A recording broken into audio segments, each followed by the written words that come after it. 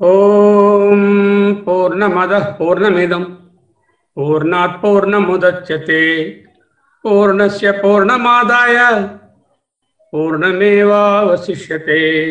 ఓం శాంతి శాంతి శాంతి. అధ్యయన భారతి అధ్యయన సమీక్షలు, ఈశావాస్య అధ్యయన సమీక్షలు భగవత్పాదుల భాష్యాన్ని ఆధారంగా చేసుకుంటున్నాము. 15వ మంత్రంలో ఉన్నాము. ఇప్పుడు మన రవీంద్ర గారు చాలా లోతుగా పరిశీలించి మంచి విషయాలను మనకు బోధించారు. వారికి అభివందనములు. ఒకసారి శ్లోకాన్ని చదువుకుందాం. హిరణ్మయేన పాత్రేణ సత్యస్య అపిహితం ముఖం తత్వం పోషన్ అపావృణు సత్యధర్మాయ దృష్టయే. వారు చూపించారు పదచ్ఛేదం. 2 వాక్యాలు. మొదటి వాక్యం ఏంటంటే సత్యస్య ముఖం హిరణ్మయేన పాత్రేణ అపిహితం. సత్యము యొక్క ముఖము హిరణ్మయమైనటువంటి పాత్ర చేత కప్పబడి ఉన్నది. సత్యస్య ముఖం హిరణ్మయేన పాత్రేణ అపిహితం. అయితే ఏం చేయాలి? హే పూషన్ సత్యధర్మాయ అంటే మమ దృష్టయే తత్ త్వం అపావృణు. హే పూషన్ సత్యధర్మాయ దృష్టయే త్వం తత్ అపావృణు లేకపోతే తత్వం అపావృణు. సత్యస్య అంటే సత్యం అనే పేరుతో నిర్దేశించబడినటువంటి నీ లోపల ఉన్నటువంటి కార్యబ్రహ్మ. సత్యస్య సత్యం ప్రాణావై సత్యం తేషాం ఏష సత్యం. అదే హిరణ్యగర్భ బ్రహ్మ తాలూకా డెఫినేషన్. సాత్విత్యాల 3 అక్షరాలు ఉన్నాయి చెప్పారు కదా. ఇది కార్యబ్రహ్మము. కార్యబ్రహ్మం అంటే ఏమిటి? ఆల్రెడీ వ్యాకృతమైనటువంటి సృష్టికి మూల పురుషుడు హిరణ్యగర్భ బ్రహ్మ. అదే కార్యబ్రహ్మము. ఆ హిరణ్యగర్భ బ్రహ్మ యొక్క ముఖము అంటే ముఖ్యమైనటువంటి రూపమును చేరే ద్వారము. ముఖము అంటే ముఖ్యమైనది అని కూడా చెప్పుకోవచ్చు. హిరణ్మయేన పాత్రేణ బంగారు పాత్ర వలె అన్నారు భగవత్పాదులు. హిరణ్మయము అయినటువంటి పాత్రతో జ్యోతిర్మయమైనటువంటి నీ మండలంచే అపిహితము కప్పివేయబడినది. ఎవరికి అడ్రస్ చేస్తున్నారు? ఈ హే పోషన్ అన్నది మొదటి సెంటెన్స్ కూడా అడ్రస్సే. హో భగవానుడా, ఓ సూర్యుడా, ఓ పోషకుడా, సత్యమనే పేరుతో నిర్దేశించబడి నీ లోపల ఉంటున్నటువంటి కార్యబ్రహ్మ యొక్క ముఖము కప్పబడి ఉన్నది. దీని చేత జ్యోతిర్మయమైనటువంటి నీ మండలముచే కప్పివేయబడి ఉన్నది. హే పూషన్ అంటే ఇక్కడ ఏమి సంబోధన? సంబుద్ధి. పోషకుడా, పోషన్ సూర్యుడా, సత్యధర్మాయ సత్యమే ధర్మముగా కలిగిన నాకు చెప్పబడినట్లుగా ధర్మమునే ఉపాసిస్తున్నటువంటి నాకు. ప్రార్థిస్తున్న వారెవరు? ఉపాసకుడు. ఇంతకుముందు శ్లోకాల్లో ఏం చెప్పారు? మొట్టమొదట అవిద్య అంటే కర్మములు. ఆ కర్మములు దాటిన తర్వాత ఉపాసన. ఈ 2 విడివిడిగా వద్దు, ఆ 2 కలిపి చెయ్యండి, సముచ్చయం చెయ్యండి.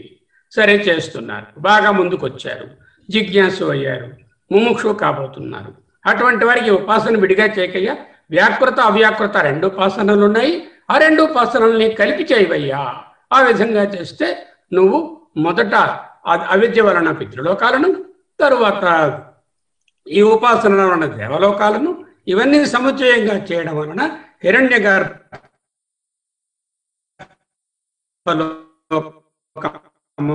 వరకు ఉన్నటువంటి ఇవన్నీ కొట్టేటువంటి ఉపాసకుడు ఆ హిరణ్యగర్భ స్థానం దగ్గరకు చేరడానికి ప్రార్థిస్తున్నాడు. అటువంటి నాకు దృష్టయే ఆ సత్యాత్మను దర్శించుకుంటకు అనగా పొందుటకు.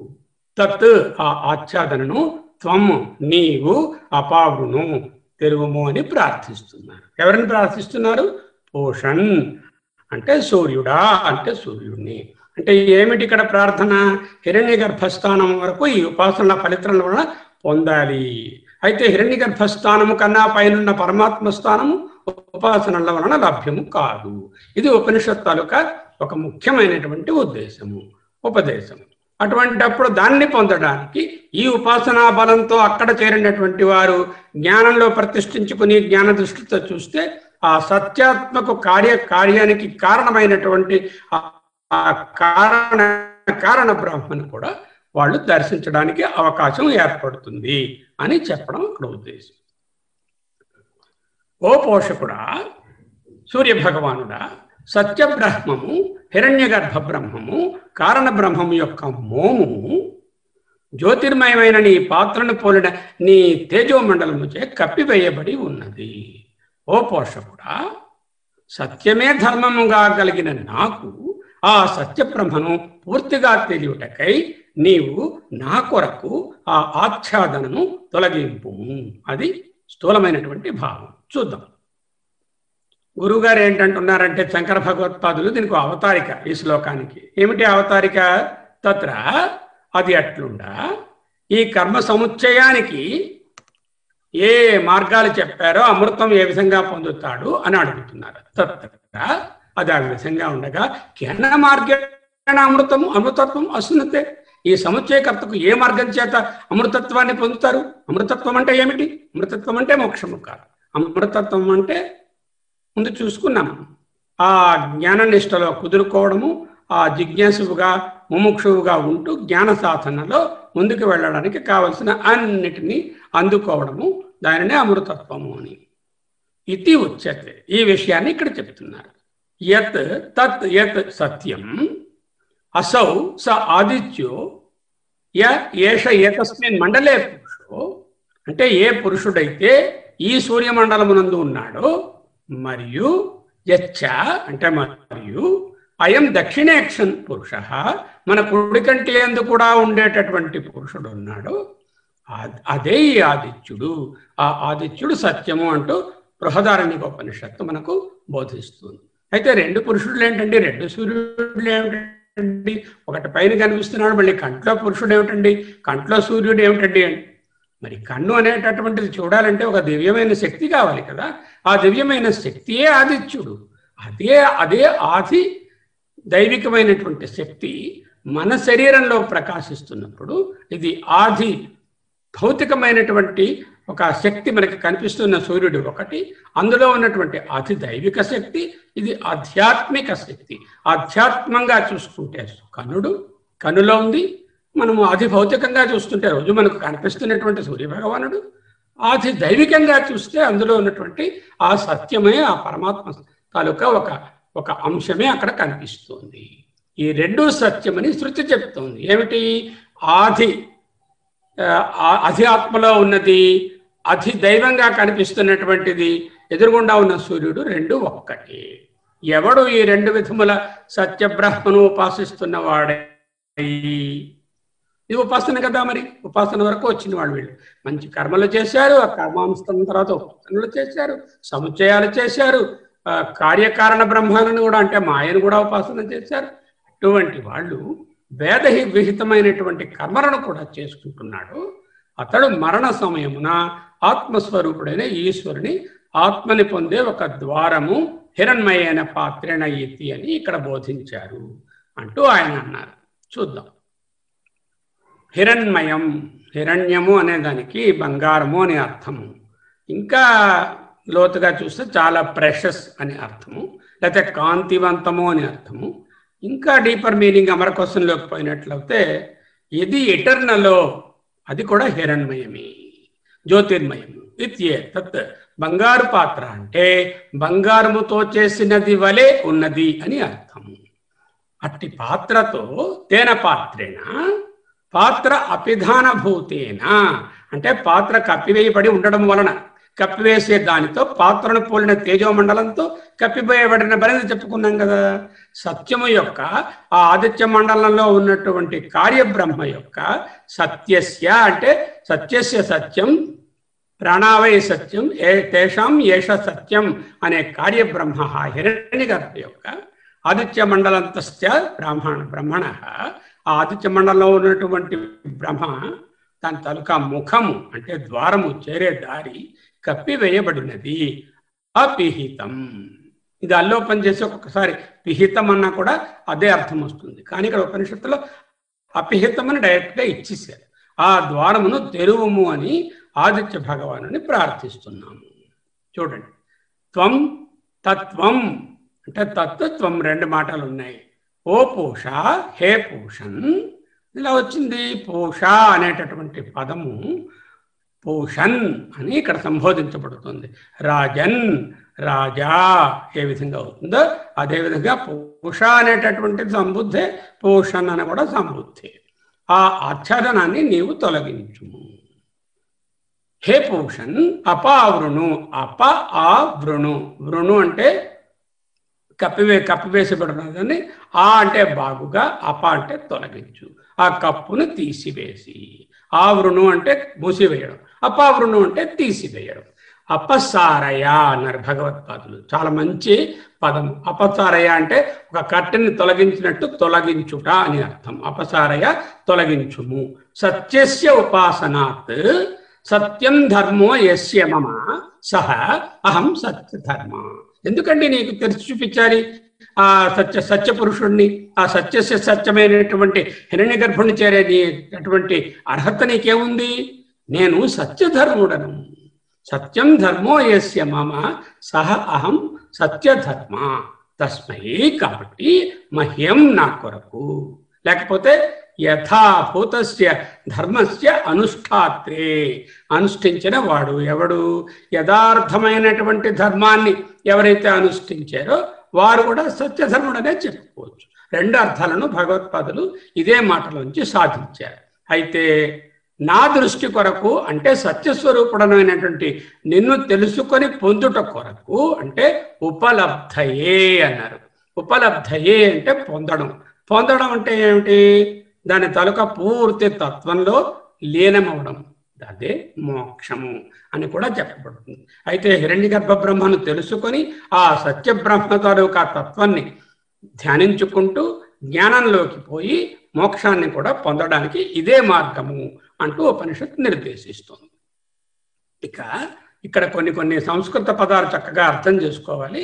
దాంట్లో విభక్తుల గురించి చెప్తాను. మనకి తెలుసు డోమువులు, ప్రథమ విభక్తి అలా చెప్పుకుంటాం ఒక్కొక్కటి. ఈ శ్లోకాన్ని చూడండి. రామో రాజమణి సదా విజయతే రామం రమేశం భజే.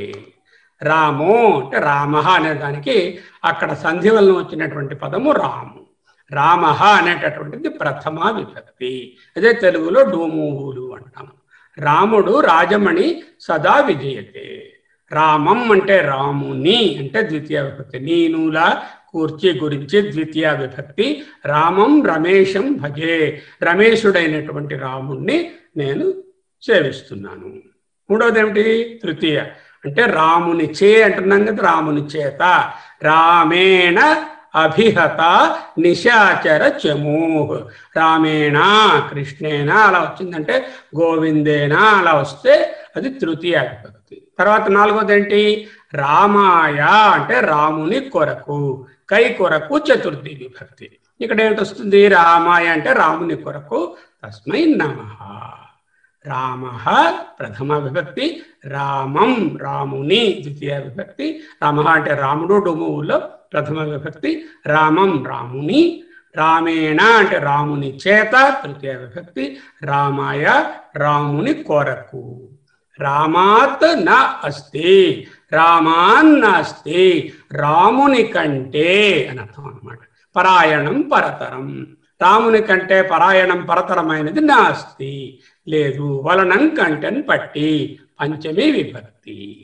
రామస్య దాసోస్మ్యహం. రామస్య అంటే రాము, ఇది పంచమి అయిపోయింది కదా, షష్ఠి విభక్తి. రాముని యొక్క దాసుడను అహం, నేను అస్మి అహం అయి ఉన్నాను, రాముని యొక్క దాసుడను. సో ప్రథమ విభక్తి రామ. ద్వితీయ అంటే రాముని అనడానికి రామమని, రాముని చే అనడానికి రామేణ అని, రాముని కొరకు అనడానికి రామాయ అని, రాముని కంటే అనడానికి రామాతని, రాముని యొక్క అనడానికి రామస్య అని ఇంతవరకు నేర్చుకున్నాం. ఇంకేమిటి? రామే రాముని యందు. అందున్నన్ సప్తమి విభక్తి. చిత్తలయ సదా భవతు మే, నా చిత్తము రాముని యందే ఎప్పుడు విలీనమై ఉండుగాక. భో రామ అంటే సంబోధన ప్రథమ విభక్తి. మాం ఉద్ధర, నన్ను ఉద్ధరించు. ఈ శ్లోకాన్ని గుర్తుపెట్టుకున్నట్టయితే 8 విభక్తులు క్లియర్గా మనకు మనసులో ఉంటాయి. రామ ప్రథమ విభక్తి, రామం రాముని ద్వితీయ విభక్తి, రామేణ అంటే రామునిచే అంటే తృతీయ విభక్తి, రామాయ అంటే రాముని కొరకు అంటే చతుర్థి విభక్తి, రామాత్ అంటే రాముని కంటే అంటే పంచమి విభక్తి, రామస్య రాముని యొక్క అనేటటువంటిది షష్ఠి విభక్తి, రామే అంటే రాముని యందు అంటే సప్తమి విభక్తి, భో రామ హే రామ అని సంబోధన ప్రథమ విభక్తి. ఇలా కృష్ణుడి మీద కూడా ఒక శ్లోకం ఉంది. కృష్ణో రక్షతు నో జగత్రయ గురో కృష్ణం నమస్యామ్యహం. ముందెంతన్నారు? రామో రాజమణి సదా విజయతే రామం రమేశం భజే, రామేణాభిహత నిశాచరచము రామాయ తస్మై నమః. రామన్నాస్తి పరాయణం పరతరం రామస్య దాసోస్మ్యహం, రామే చిత్తలయ సదా భవతు మే, భో రామ మాముద్ధర. అలాగే ఇక్కడ కృష్ణో రక్షతు నో జగత్రయ గురు, కృష్ణ అంటే ప్రథమ విభక్తి, కృష్ణం నమస్యామ్యహం. అక్కడ రామం లాగే ఇక్కడ కృష్ణం.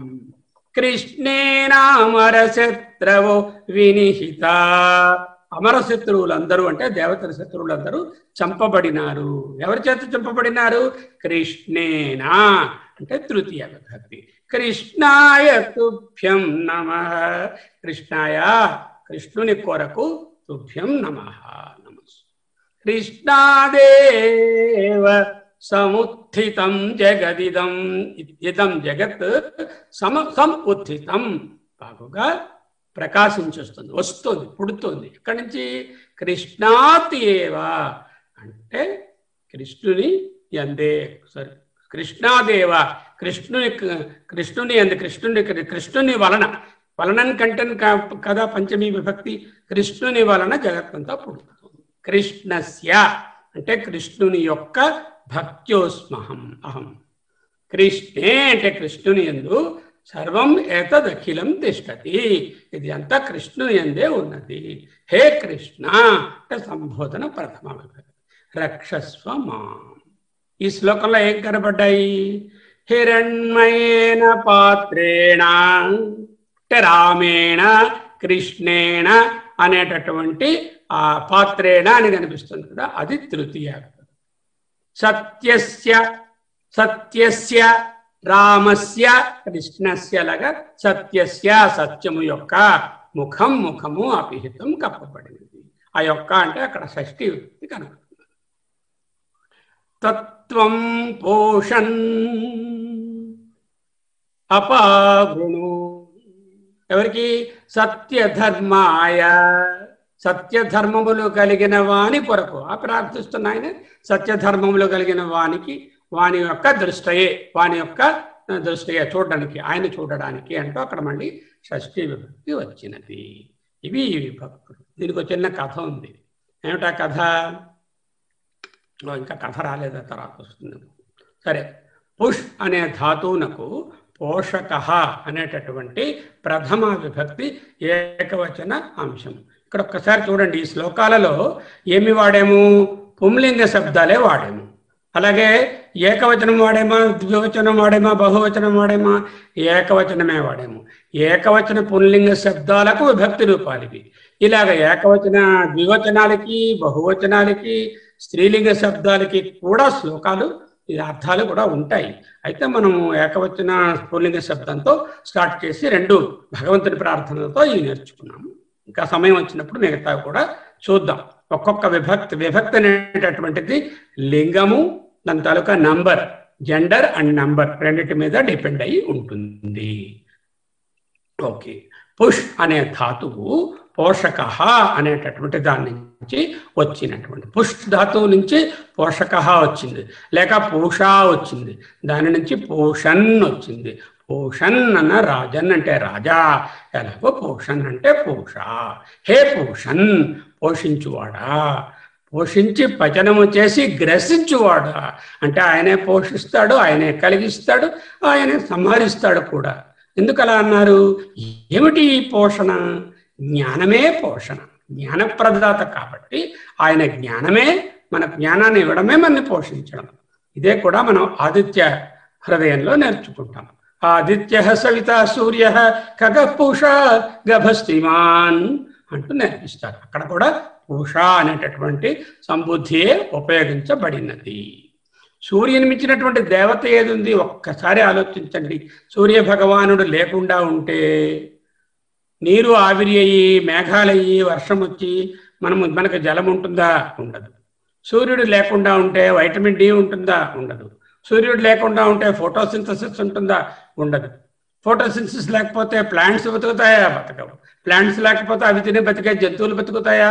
బతకవు. ఆ జంతువులను తిని బతికే జంతువులు బతుకుతాయా? అవి బతకవు. ఒక్కరోజు సూర్యకాంతి రాకుండా ఒక 4 రోజులు ఉంటే చాలు, ప్రపంచమంతా కుళ్ళు కంపు కొడుతూ ఉంటుంది. అంటే స్టెరిలైజ్ చేయాలి ఏదనంటే సూర్యుడు ఎండబెట్టండి, అదే పోతుంది. అంటే సూర్యరశ్మి such a sterilising thing. And also vitamin D is given by Surya. And imagine the heat produced by him is essential both inward and outward. సూర్యుడు లేని చోట, సూర్యరశ్మి లేని చోట, హీట్ ఉండని చోట ఏ విధమైన లైఫ్కి అవకాశము లేదు. ఇలా ఎంత సైన్స్ అంతా ఉపయోగించి చూసినా సూర్యుడు లేని జగత్తు కానీ ఒక విధమైన సృష్టి కానీ లేదనే తెలుస్తుంది. అంచేతే సవిత్రు అంటే జన్మనిచ్చువాడు అనే అర్థం కూడా చక్కగా ఉపనిషత్తులో చెప్పినట్టు సరిపోతుంది. ఇక్కడే చెప్తున్నారు తైత్రేయంలో, యతో వా ఇమాని భూతాని జాయంతే యాని జాతాని జీవంతి యత్ ప్రయత్యంత్యభిసంవిశంతి.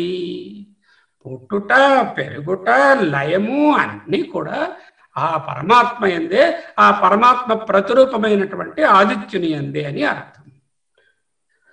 సౌర ఉపాసన, ఆదిత్య మండలాంతర్గత పురుషుని ఉపాసన వేర్వేరు. ఇదే మనము బలాకి బ్రాహ్మణం అని చూస్తాము బృహదారణ్యకంలో. అక్కడ గార్గి అనేటటువంటి గార్గ్యుడు అనే ఆయన వచ్చి నేను సూర్యుడిని ఉపాసిస్తాను, ఇదే పరబ్రహ్మము అంటాడు.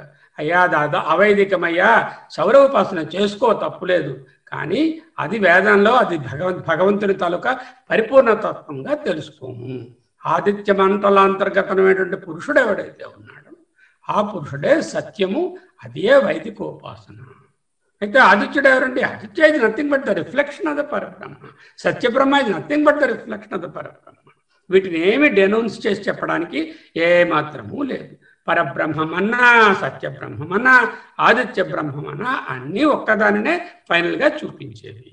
చాలా గ్రీసు మొదలైనటువంటి దేశాలలో, ఈజిప్టు వాటిలో కూడా హేలియోస్ అని, ఫెరోస్ అని పేర్లతో సూర్యుడి తలక వర్షిప్ చాలా దేశాలలో కనిపిస్తూనే ఉంటుంది. ప్రత్యక్ష దైవమే సూర్యనారాయణుడు. అంటే సూర్యునిలో నారాయణుని చూడటమే సూర్యనారాయణమూర్తి అని అర్థము.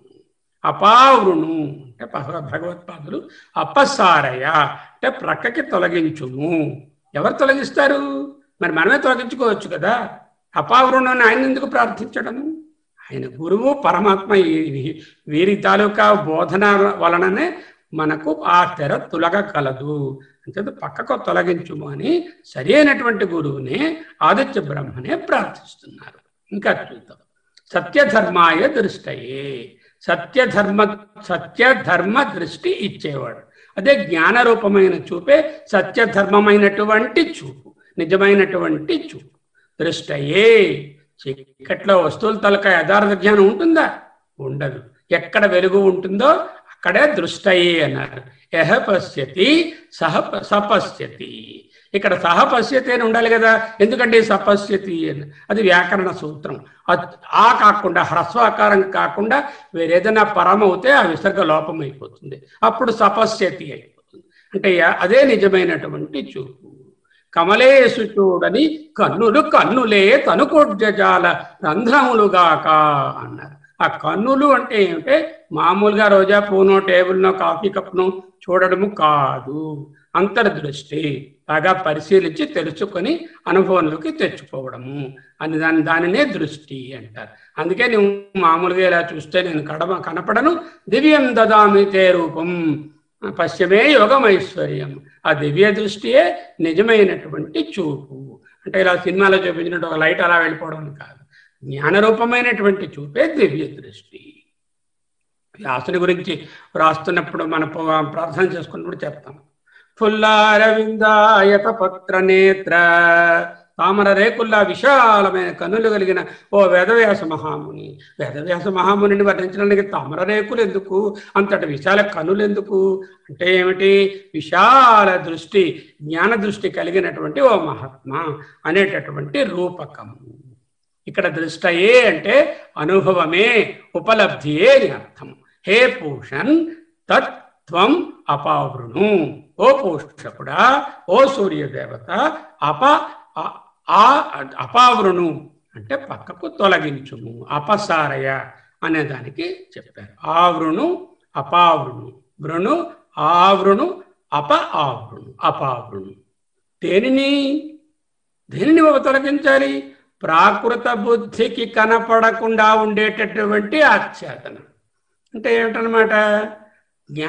జ్ఞానమే పొర తొలగిపోవడం అంటే మరేమిటి? అజ్ఞానం పోవడమే, జ్ఞానం రావడమే పొర తొలగిపోవడం. ప్రాకృత బుద్ధులకు భగవత్పాదులే రాశారు ఈ మాట. ప్రాకృత బుద్ధులకు కనబడకుండా ఉన్నది ఆచ్ఛాదన. ఈయన ఎంతో ఉపాసనలు చేసి చాలా ముందుకొచ్చి ప్రాకృత బుద్ధులను దాటి మోక్షం వైపు నడుస్తున్నటువంటి సత్యబ్రహ్మను చూద్దామనుకుంటున్నటువంటి గొప్ప వ్యక్తి. ఆయనకు ఈ ఆచ్ఛాదన ఇక ఉండదు. అప్పుడు జ్ఞానం అనే ఇది కలగగానే ఆ పొర తొలగిపోవడం అనేదే ఈ పొరను తొలగించుము అనేటటువంటి ప్రార్థన. ఇప్పుడు చూడండి, మనం సాధారణంగా పెద్దవాళ్ళ దగ్గరికి వెళ్ళామనుకోండి, మనమే తొలగించుకోవచ్చు, కానీ మీ వల్లనే జరిగిందండి అంటాము. అలాగే భగవంతుడి దగ్గరికి వెళ్ళినప్పుడు నువ్వు తొలగించవయ్యా అంటే ఈయనకి ఆ శక్తి, ఈయన ఉపాసనలోని అన్నిటిలోని ఉంది ఆ శక్తి. అయితే కూడా అక్కడ ఏం చెప్తున్నాం మనము? ఈ నీ వలననే నాకు తొలగుతుంది అనేటటువంటి ఒక ప్రార్థనాపూర్వక సరెండర్ అందులో కనిపిస్తుంది. అంచేత అపావృణు అని ఆయన్ని అడుగుతున్నారు. అపావృణు అంటే అపసారయ, ప్రక్కకు తొలగించుము. గురువు పరమాత్మ. సత్యమైన ధర్మము కలిగినటువంటి నా కొరకు సత్యధర్మాయ అంటే అక్కడ సత్యము ధర్మము కలిగినటువంటి నా కొరకు, రామాయ కృష్ణాయ, రాముని కొరకు నమస్కారము, కృష్ణుని కొరకు నమస్కారము అన్నాం కదా. అలాగే సత్యధర్మములు కలిగిన నా కొరకు మహ్యము, సత్యాన్ని దర్శించుస్తున్నటువంటి ఈయనకు సూర్యోపాసనయే సత్యోపాసన. సూర్యోపాసన వేరు, సత్యోపాసన వేరు అనకూడదు. ఈ సూర్యోపాసనలోనే సత్యబ్రహ్మను దర్శించడమే అదే సత్యోపాసన. కొన్ని రిలీజియన్స్లో ఉంటారు, వారు సూర్యుడినే అన్నిటికన్నా దేవతని, మిగతావన్నీ వాటికి ఎలైడని వాళ్ళు చెప్పుకుంటారు. మనం అలా చెప్పము. వైదికంగా సూర్యుడు సత్యబ్రహ్మ తాలూకా డైరెక్ట్ రూపం అని మనం చెప్పుకుంటాం. ఇంకా చూద్దాం.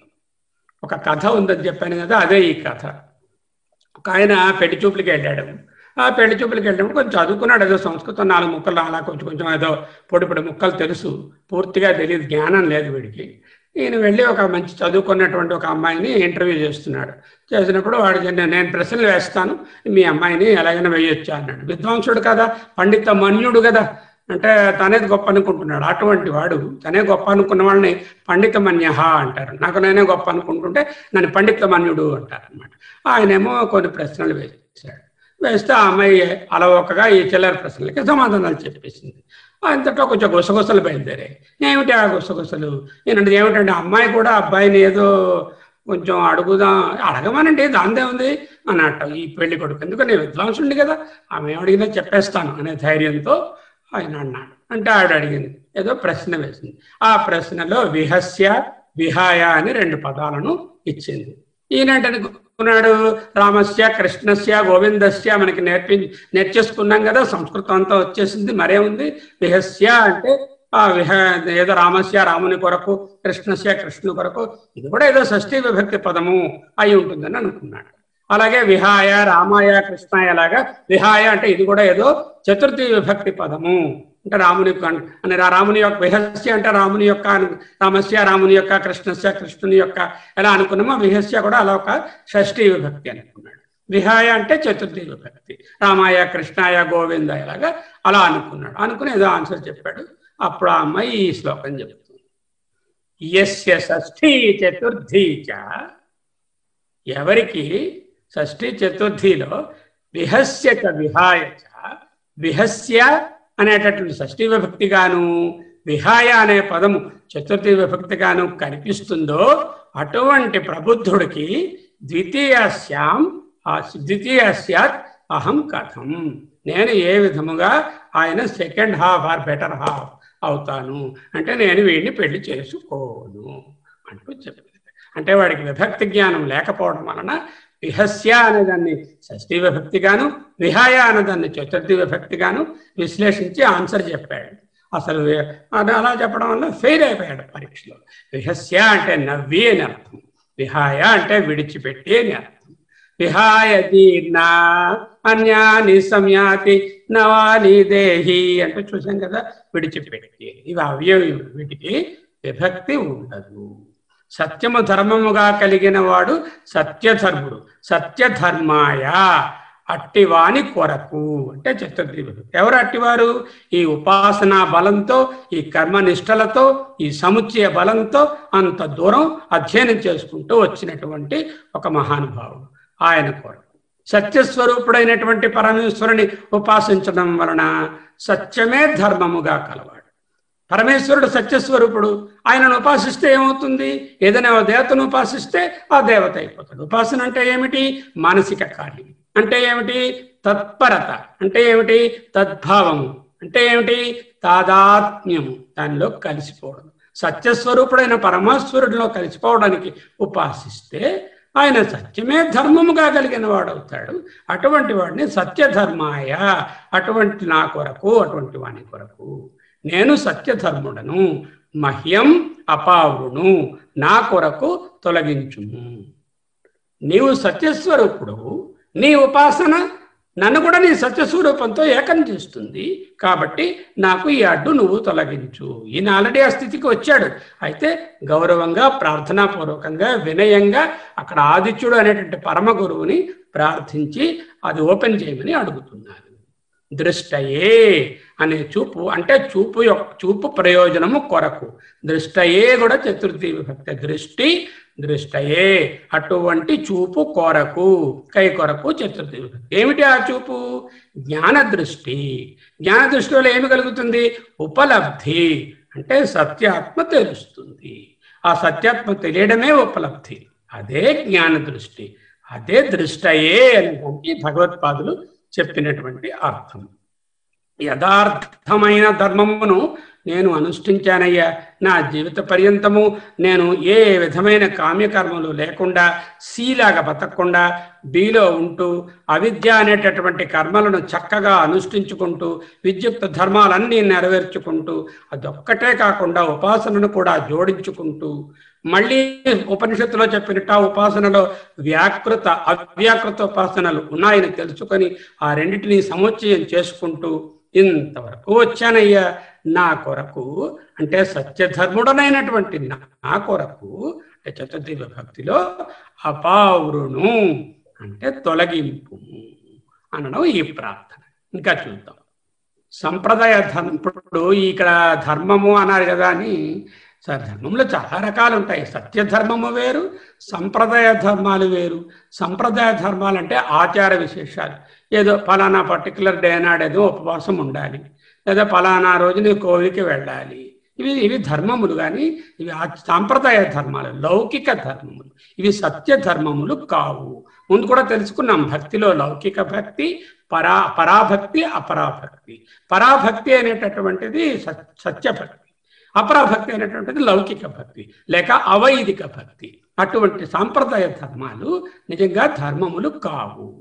నేను శుక్రవారం నాడు మౌనంగా ఉంటామండి, ఎవరిని ఏమి అనవండి, చాలా మౌనంగా ఉంటాం. మిగతా రోజులంతా తిడుతూ ఉంటాం, అది వేరే సంగతి. అది అవుతుందా నిజమైనటువంటి సత్యధర్మము? అక్షయ తృతీయ చాలా మంచిదనవండి. ఈరోజు బంగారం కొనుక్కుంటే లక్ష్మీదేవి మన ఇంట్లో తాండవిస్తుందండి. అదేమిటది? సంప్రదాయ ధర్మమే కానీ వైదిక ధర్మము కాదు. కాశీవాసి అని ఆయన పుస్తకం రాశారు, రాజధాని కింద సంతకం పెట్టారు. కాశీవాసి ఏమిటండి? కాశీవాసి పేరేమిటండి అని పెట్టుకున్నాడు. కాశీలో ఉంటున్నాడు కాబట్టి కాశీవాసి. ఆయన ఆచారం ఏమైతే, ఆయన నమ్మకం ఏమిటంటే కాశీలో ఉండి కాశీలో మరణిస్తే మరి కైలాసంకి వెళ్ళిపోవచ్చు డైరెక్ట్గాను, మరి ఏ పనులు చేయకల. అక్కడ ఏం చేస్తున్నాడు? కాశీలో ఉండి ఏవో పనికిరాని పనులు ఏవో చేసుకుంటున్నాడు. దేవుడు దెయ్యం ఏం లేదు. ఆ కాశీలో మట్టుకు ఉన్నాడు, అక్కడ ఏదో పేకాడుకుంటున్నాడో లేదంటే కుచ్చుటప్పాలు కొట్టుకుంటున్నాడో ఏదో చేస్తున్నాడు. అటువంటి వాడు కాశీవాసి అయితే ఏమిటి, కాటివాసి అయితే ఏమిటి, రెండు ఒక్కటే కదా. ఇంకా అంటాం శనివారం నాడు మేము నేచి తినమండి, శనివారం నాన్ వెజ్ అంతా తినమండి, మిగతా రోజులంతా తినేస్తాం. అన్ని కాల విశేషాలు. ఇటువంటి ధర్మములు లౌకిక ధర్మములే కానీ ఇవి సాంప్రదాయ ధర్మములు అంటారు, కానీ వీటిని వైదిక ధర్మములు అనరు. ఈ శ్లోకంలో ఏం చెప్పారు? సత్యధర్మాయ అంటే సత్యమునే ధర్మముగా కలిగిన వాడు. సత్యం అంటే ఏమిటి? ఆ కార్యబ్రహ్మమే. ఆ కార్యబ్రహ్మమునే ధర్మముగా చెప్పుకున్నాడు కాబట్టి సత్యధర్ముడు అంటే అటువంటి వాడు. సత్యమును తెలుసుకుని ఆచరించడమే సత్యధర్మం. తెలుసుకోకుండా ఏదో పూజలు చేస్తే అది అవిద్య, తెలుసుకొని చేస్తే ఉపాసన. ఉపాసన ఏంటంటారు? విద్య. అటువంటి విద్యలో ఎన్నున్నాయి? కార్యబ్రహ్మ ఉపాసన, తర్వాత కారణ బ్రహ్మ మాయ ఉపాసన. ఆ రెండిటి సముచ్చయము సత్యధర్మాన్ని ఆచరించడము. ఇంతకీ ఉపాసన అంటే ఏమిటి? సింపుల్ క్వైటిట్యూడ్. ఏ విధమైనటువంటి మానసిక అలజడలు లేకుండా ఒక చోట కూర్చుని మనసును ఏకాగ్రం చేసి ధ్యేయమైనటువంటి వస్తువు మీద ధ్యాన రూపంలో ఉంచడాన్ని ఉపాసన అంటారు. అది ఎదురుగా ఓంకారము పెట్టుకోవచ్చు, శివుడు పెట్టుకోవచ్చు, పరబ్రహ్మము పెట్టుకోవచ్చు, శక్తి పెట్టుకోవచ్చు, లేకపోతే ఏదో ఒక జడ పదార్థాన్ని, ఒక చెట్టునో దేన్నో కూడా ఉపాసించవచ్చు. అయితే దేవతని ఉపాసిస్తే ఆ దేవతా స్వరూపంలో లీనమవడానికి అవకాశం ఉంటుంది అంటూ చెప్తారు. ఉపాసన అంటే వేరే కొత్తగా కొనితేవలసినది ఏ సామగ్రి అక్కర్ల. పూజ అంటే అన్నీ కావాలి, కర్మ అంటే అన్నీ కావాలి, ఉపాసనకు ఏమక్కర్లా. ఇది అంతరతమము, ఆంతరంగికము, తద్భావము, లేకపోతే తత్పరత, లేకపోతే మన్మనాభవ అన్నారు కదా, అటువంటి దానిని ఉపాసన అంటారు. ముఖము అనేటటువంటి దానికి ముఖ్యమైనది అని చెప్తారు. ముఖ్యము అంటే మనకి ఇండియాకి ఏమిటి ముఖము? ఇండియన్ గవర్నమెంటే ఒక ముఖము. ఇండియన్ గవర్నమెంట్కి ఎవరు ముఖము? ప్రైమ్ మినిస్టర్ ముఖము. అంటే ముఖ్యమైనది. ముఖద్వారము అంటాం కదా కోవిలికి వెళ్ళేటప్పుడు. ముఖద్వారము అంటే ముఖ్యమైన ద్వారము. వేదంలో ఏమిటంటున్నారు? అగ్నిముఖావై దేవా, దేవతలకు అగ్నిముఖము అంటే ఏమిటండి? దేవతలకు ముఖం ఏమిటండి? కాళ్ళు ఏమిటండి? చేతులు ఏమిటండి? మెటఫారికల్గా చెప్పడంలో దేవతలకు అగ్నియే ముఖ్యము. వాళ్ళు అగ్నిదేవతనే అధికంగా తన తాలూకా దైవంగా ఆరాధిస్తారు వాళ్ళు. అటువంటి అగ్నిముఖావై దేవా అన్నప్పుడు ముఖము అంటే ముఖ్యమైనది.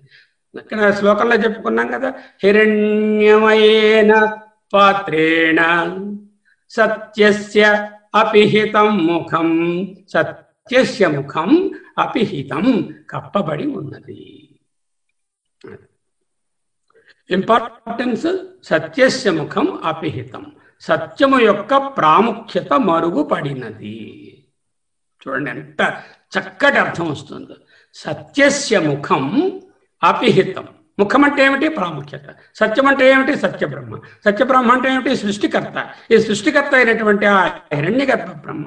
హిరణ్యగర్భ బ్రహ్మ అంటే ఏదో వార్డు కౌన్సిలర్ అలా అనుకోక్కర్లా. హిరణ్యగర్భ బ్రహ్మయే పరబ్రహ్మం అనుకోండి. For all practical purposes Hiranyagarbha Brahma is the Parabrahma. రాణి సంయుక్తని జయచంద్రుడు గారు ఒకసారి పెళ్లి చేసుకోవడానికి వెళ్ళినప్పుడు అక్కడ ఆచారం ఏంటంటే సంయుక్తని అటువంటి రాజవంశంలో ఉన్నటువంటి ఆ స్త్రీలను డైరెక్ట్గా చూపించారు వరుడికి. అద్దంలో చూపిస్తారు. అద్దంలో చూసి సంయుక్త ముఖాన్ని ఆయన వరించాడు. అలాగే ఈ పరమాత్మ తాలూకా విజిబుల్ రూపము, కార్యరూపం ఏదుందో అదే సత్యబ్రహ్మము. దీనికి పరమాత్మలో ఉన్నదే ఇక్కడ ఉంటుంది. ఇదే అది, అదే ఇది అని చెప్తున్నప్పుడు సత్యబ్రహ్మ ఉపాసనే పరమాత్మ ఉపాసన. సత్యస్య ముఖం అపిహితం అంటే సత్యము యొక్క ప్రాముఖ్యత మరుగున పడినది. ఎందువల్ల మరుగున పడినది? లౌకికంగా ఉండడం వలన, ఈ తొక్క మీద కాన్సన్ట్రేషన్ ఉండడం వలన, దేహాత్మభావంగా ఉండడం వలన, అజ్ఞానం వల్ల ఉండడం ఆవృతమై ఉండడం వలన, ఆచ్ఛాదనలో ఉండడం వలన సత్యము అనేటటువంటిది రూపము, ధర్మము అనేటటువంటిది గుణము. ధర్మము రూపము రెండిటిని ఉపాసిస్తున్నాడు కాబట్టి అటువంటి వాడు ధర్ముడు. ఇటువంటి సత్యధర్మునికి ఏ ఆటంకము ఉండదు. సత్యధర్ముడు కాని వాడికి అన్ని ఆటంకాలు రెడీగా ఉంటాయి. ఏమిటి ఏ ఆటంకాలు? అంతఃశత్రువులు, వాటిని తొలగించు. ఎంతటి ప్రార్థన! సత్యము యొక్క ముఖము మరుగున పడకుండా నాలోని అంతఃశత్రువులను తొలగించవయ్యా ఓ పరబ్రహ్మమా. నీ రూపగుణాలన్నీ కరెక్ట్గా తెలియడానికి, సత్యధర్ముడిని అయి నిన్ను చూడడానికి ఇది అడ్డు వస్తుంది. నా అవిద్య, దానిని తొలగించు. హిరణ్యగర్భ బ్రహ్మోపాసన తక్కువ స్థాయిది కాదు, అది పరమాత్మ ప్రతిరూపమే. ఉపాసన బలము అంతవరకే. ఆ తరువాత ఆ ఉపాసన బలంతో జ్ఞాని అయ్యి ఆయన ఆత్మతత్వాన్ని, సర్వాంతరతను, సర్వాత్మభావాన్ని పొంది పరమాత్మలో లీనమవుతారు. చూడండి, ఇంకా it's a unique prayer. You can't see a more sort of liberalized, more sort of all-inclusive prayer than this. The opening verse, Ishavashyam idagam sarvam, అనేటటువంటిది an apt prayer to the Almighty. And this is a closing prayer in the closing moments of the Upanishad. This is a fitting closing prayer. ఇక్కడ కాణ్వ మాధ్యందిన అని 2 రిసెన్షన్స్ ఉంటాయి ఈ శుక్ల యజుర్వేదానికి. ఈ 2 రిసెన్షన్స్లో కాణ్వ దాంట్లో 18 మంత్రాలు ఈశావాస్యోపనిషత్తు, మాధ్యందినంలో 15 మంత్రాలతోనే ఉంటుంది. 16, 17, 18 మంత్రాలు ఉండవు మాధ్యందినంలో. అయితే మనము ఫాలో అయ్యేది కాణ్వమే ఫాలో అవుతాం. ఏదైనప్పటికీ 15 మంత్రం ప్రేయరే రెండిటికి కూడా. ఈ 15వ మంత్రం నుంచి ఇందాకల చూపబడినట్లు బృహదారణ్యక ఉపనిషత్తులో 15వ బ్రాహ్మణమైనటువంటి సూర్య అగ్ని ఉపాసన బ్రాహ్మణం అనే దాంట్లో ఈ 4 మంత్రాలు కలిపి ఒకే మంత్రంగా చెప్పారు. 15, 16, 17, 18 ఒక తరంగంగా చెప్పుకుంటున్నటువంటివన్నీ కూడా ఈ 15వ మంత్రం నుంచి స్టార్ట్ అయ్యి ఒకే మంత్రంగా అక్కడ ఉంటాయి. ఈ ఉపనిషత్తులో 4 మంత్రాలుగా ఉంటాయి. ఎందుకంటే అలా వచ్చాయి? ఇవి 2 ఒకే తల్లి కడుపును పుట్టాయి. ఎందుకు? 2 కూడా శుక్ల యజుర్వేదంలోంచే వచ్చాయి. ఈశావాస్యోపనిషత్తు సంహితలో ఉంది. 39 అధ్యాయాలు అయిన తర్వాత 40వ అధ్యాయం ఈశావాస్యము. ఇక్కడ బృహదారణ్యకోపనిషత్తు శతపథ బ్రాహ్మణంలో 94 అధ్యాయాల కర్మకాండ బోధించిన తరువాత ఆ ఆరణ్యకంలో చివరి 6 భాగములు ఉపనిషత్తు అయి కూర్చుంది, బృహదారణ్యకమైనది. కాబట్టి ఈ రెండిటిలో ఒక మంత్రం ఒక్కొక్కసారి ఇందులో ఉన్నవే, అందులో చాలా మంత్రాలు వస్తున్నాయి, ఇంతకుముందు కూడా వచ్చాయి. ఇంకోటి ఏంటంటే, ఒక వేదానికి సంబంధించినటువంటి ఉపనిషత్తులన్నిటికీ కూడా ఒకే శాంతి మంత్రం ఉంటుంది. కాబట్టి ఇక్కడ పూర్ణమద పూర్ణమిదం ఉంటుంది, అక్కడ కూడా అదే ఉంటుంది. అయితే ఈ కాన్వర్సేషన్ మనం తీసుకుంటాము. 18 మంత్రాల వరకు వెళతాము. 14 వరకు ఉన్నటువంటి వేవ్స్ అయిపోయాయి. 15, 16, 17, 18 కార్యబ్రహ్మ ఉపాసన, తద్వారా కారణ బ్రహ్మ ఉపాసన అవుతుంది. ఏమిటా ఉపాసన చేస్తున్నాము?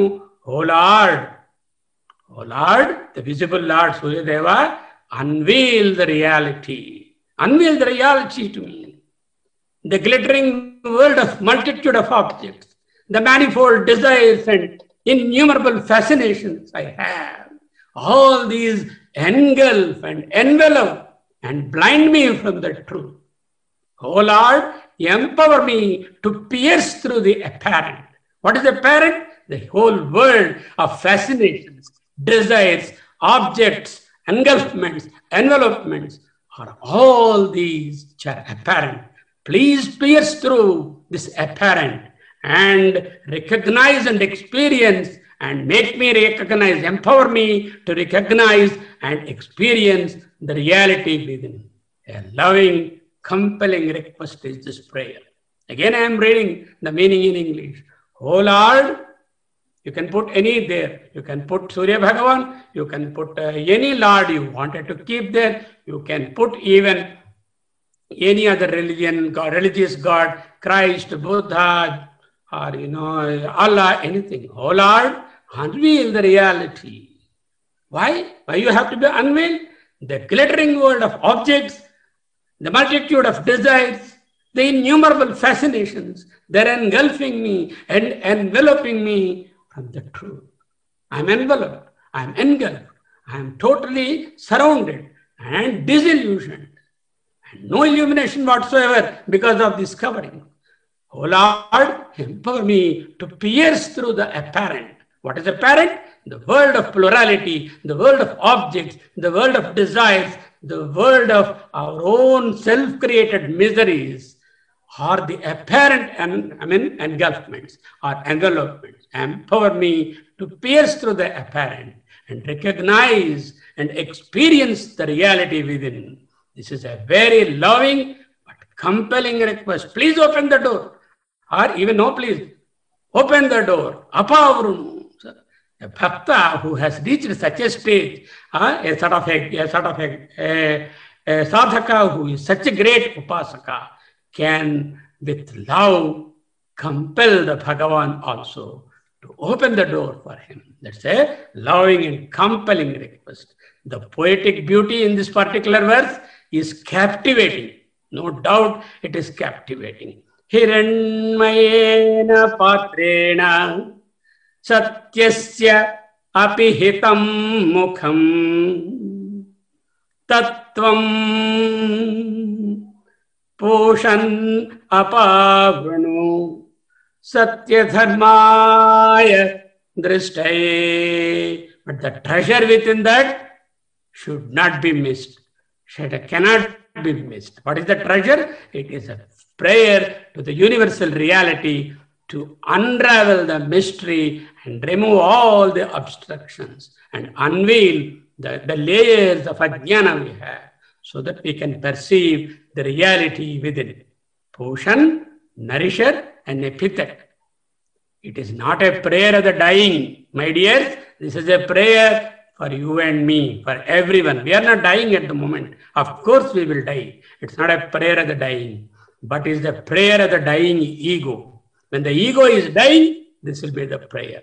When the ego will die, in Prahalada at age of 5 years, there is no ego. And some other person, even at 95, on the deathbed, still he is interested in the locker key, in the bank drafts, in the signatures he had to make. Then the ego never dies. When the ego dies, naturally this prayer is very aptly applicable. It's not a prayer of the dying, but of the dying ego, a prayer of the dying ego. Here Poshan is an epithet, Poshan is Aditya, Poshan is Satya Brahma, Poshan is Parabrahma, Poshan is any God who has given bountiful boons for us and made us live. So the Poshan is a universal address there. Poshan is the nourisher there. Appeal to the pure intelligence. The pure intelligence, of course, is the reality. And to unveil the golden lid. Why it is golden lid? All these appear very golden. All the pleasures of sensual pleasures and mundane pleasures, the pleasures of the world, the desires, the ifs and buts, the titubations, all are nothing but apparently gold. That's why it is a golden lid. Now here comes the prayer, opens his hand. That's it. Then the reality is that no matter who is praying, whether it is a Hindu or a Christian or a Muslim or any other religion for that matter, maybe a person on this particular planet or maybe on any other planet, because Lord Surya Bhagavan is visible on all the planets. What more universal prayer can be said? No match to this priceless gem of a piece of poetry with hidden, beautiful, and very compelling prayer by all of us. In the Bhagavad Gita, we all know, Antya kale cha mameva smaran muktva kalevaram. ఓహో, అంత్యకాలంలో కదండి ప్రార్థన చేయమన్నారు. ఎవరైతే అంత్యకాలంలో నన్ను స్మరించుకుంటారో, ఓహో, అక్కడ చిన్న చా ఒకటి పెట్టారు, ఆ చా మిసుకొట్టేశారు. అంత్యకాలే చ మాం ఏవా చ అంటే అంత్యకాలమునందు కూడా, అంత్యకాలము కూడా. అంత్యకాలంలో కూడా చేయాలంటే మిగతా కాలం అంతా చేస్తూ ఉంటేనే అంత్యకాలంలో చేయడానికి జ్ఞాపకం వస్తుంది, అది ఫలిస్తుంది. అన్నీ అయిపోయి అజామేళ్ళ కథలాగా ఆ నారాయణాన్ని కుక్కను పిలిచాడు, ఆ నారాయణ కుక్కను పిలిచాడు, వాడు మోక్షం వచ్చింది. పౌరాణిక కథలు పక్కన పెట్టాలి. ప్రయత్నము పుట్టిన దగ్గర నుంచి గిట్టే వరకు ఉండి తీరవలసినదే. అంత్యకాలంలో మట్టుకే చేస్తే పనికిరాదు.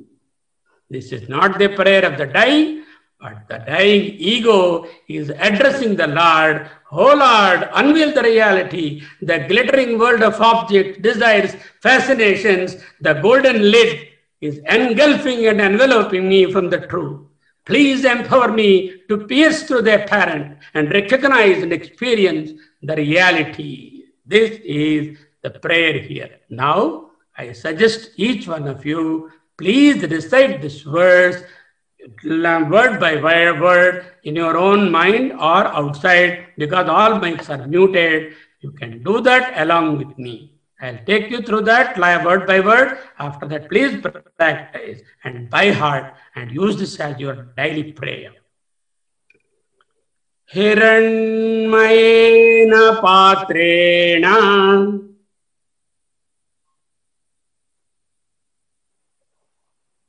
सत्यस्य अपिहितं मुखम्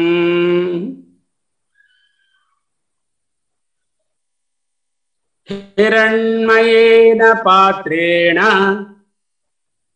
सत्यस्य अपिहितं मुखम् तत्त्वं पोषन् अपावृणु तत्त्वं पोषन् अपावृणु सत्यधर्माय दृष्टये सत्यधर्माय दृष्टये हिरण्मयेन पात्रेण सत्यस्य अपिहितं मुखम् तत्त्वं पोषन् अपावृणु सत्यधर्माय दृष्टये। ओम पूर्णमदः पूर्णमिदं पूर्णात् पूर्णमुदच्यते पूर्णस्य पूर्णमादाय पूर्णमेवावशिष्यते। ओम शांति शांति शांति। हरि ओम। श्री गुरुभ्यो नमः।